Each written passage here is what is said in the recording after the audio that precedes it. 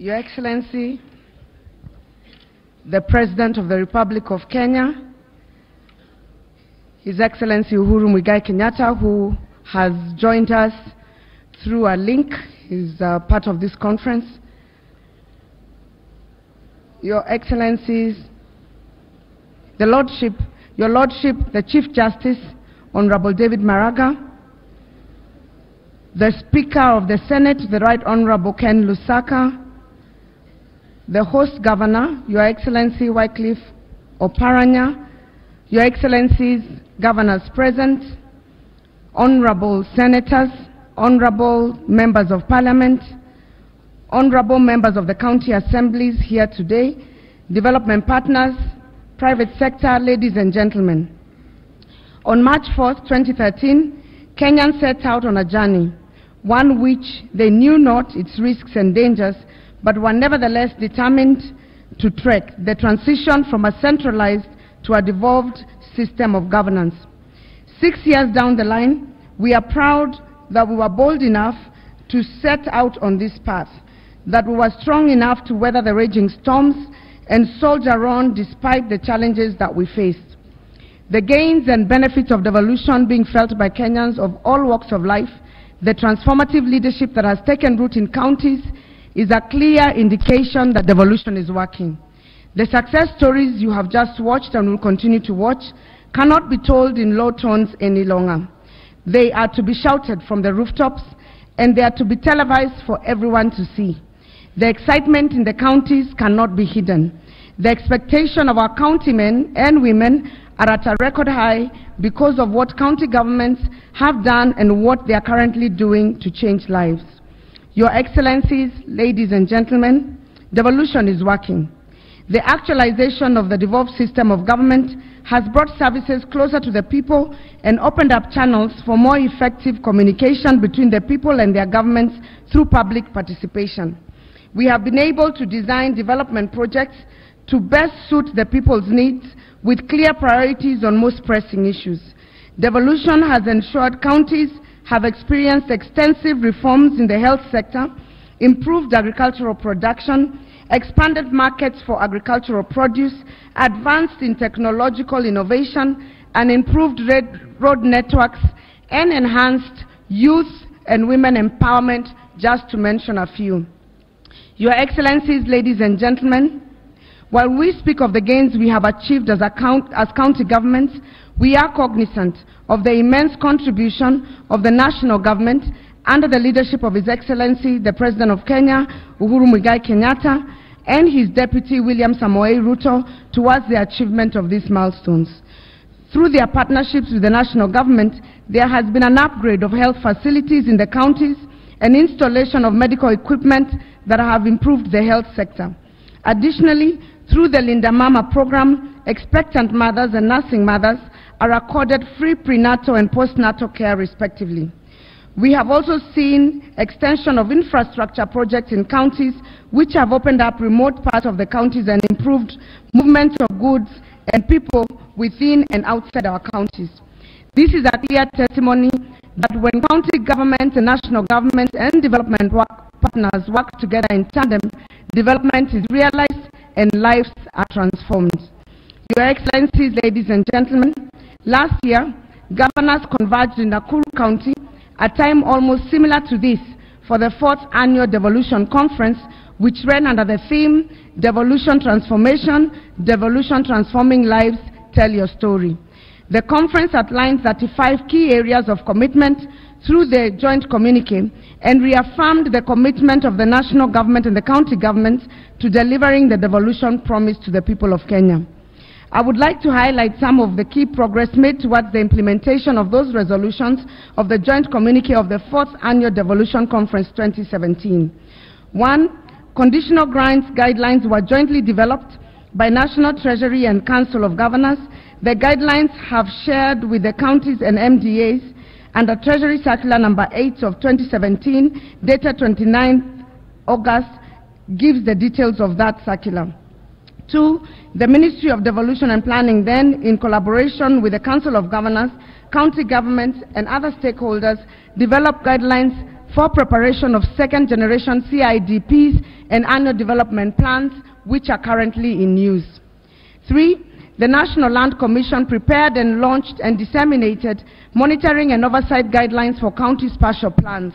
The guidelines seek to standardize and enhance the quality of land use planning by the counties. The plans are useful tools for guiding development in the counties and provide a framework for mitigating land use conflicts.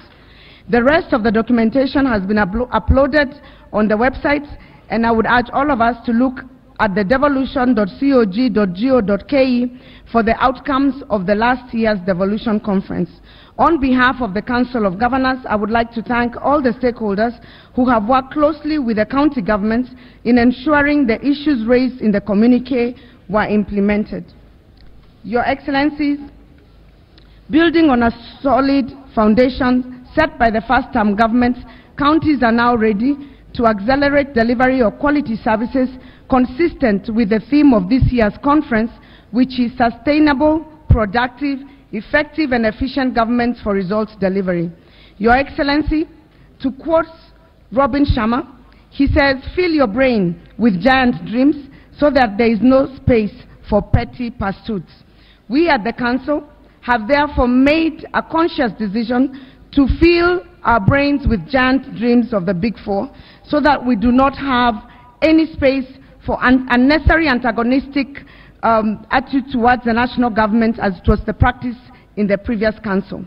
We have come to the realization that counties are not in competition with the national government, and the national government is not in competition with the county governments. Devolution will not succeed if county governments and national governments do not pull in the same direction. We are all in this together.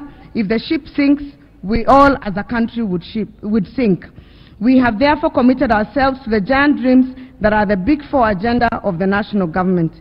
In light of this year's conference is themed will be operationalized by a unique structure and objectives aligned to the Big Four agenda of providing affordable healthcare, affordable housing, promoting manufacturing, and ensuring food security.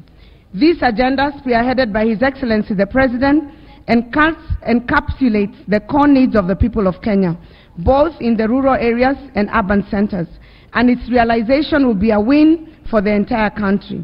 Aligning our individual county visions with that of the national government will provide a solid ground for collaboration between the two levels of government in accelerating service delivery, catalyzing local economic growth, and creating employment opportunities for women and youth in the counties.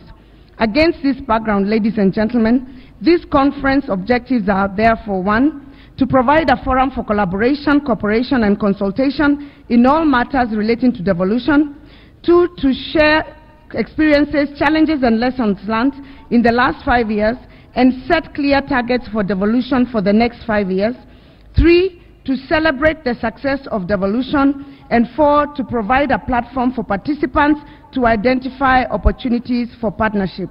The objectives will be delivered through a conference structure that combines general plenum sessions for selected discussions with 2 full days of concurrent 4-sector workshops that mirror the Big Four agenda.